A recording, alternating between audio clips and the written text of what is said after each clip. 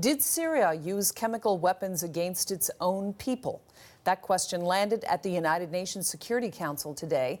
The United States and Russia both tried to pass their own resolutions to set up an inquiry, but each side failed. The CBC's Melissa Kent is at the United Nations with the details. Carol, the two resolutions failed for very different reasons. Russia vetoed the U.S. drafted text to set up a new and impartial investigation into the use of chemical weapons in Syria. This was Russia's 12th veto on Syria. And Canada actually was one of the two countries not on the Security Council to co-sponsor the draft along with Turkey. All the others, France, Peru, Sweden, Poland, the UK, are all members of the Council. Russia said that there were elements in the text that it could not support. The Russian envoy also asked the U.S. why it needed a resolution to assign blame, which is what the inquiry would have been authorized to do.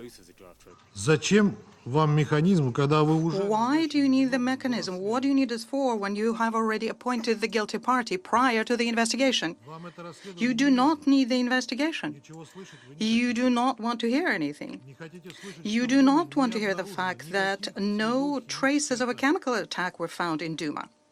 He says Russian investigators found no trace of chlorine or any nerve agent in Duma and that not a single resident confirmed the attack. He followed by reiterating that the Syrian Civil Defense Force, known as the White Helmets, are responsible for these graphic images that we're all seeing coming out of Duma. Now, the Russian resolution failed because it didn't get enough votes. You need 9 votes and no vetoes to pass. It only got 6. Nikki Haley said the Russian resolution calling for an inquiry was not up to par.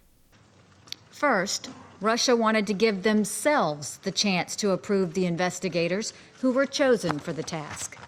And second, Russia wanted to have the Security Council assess the findings of any investigation before any report was released. Does any of that sound independent or impartial?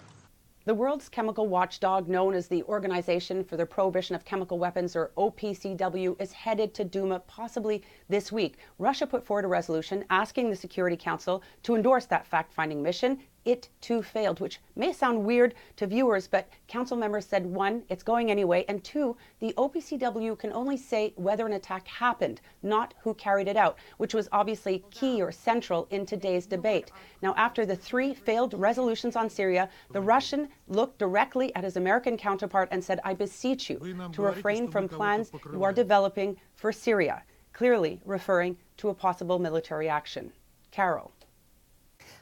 Melissa, thank you so much. Melissa Kent at the United Nations tonight.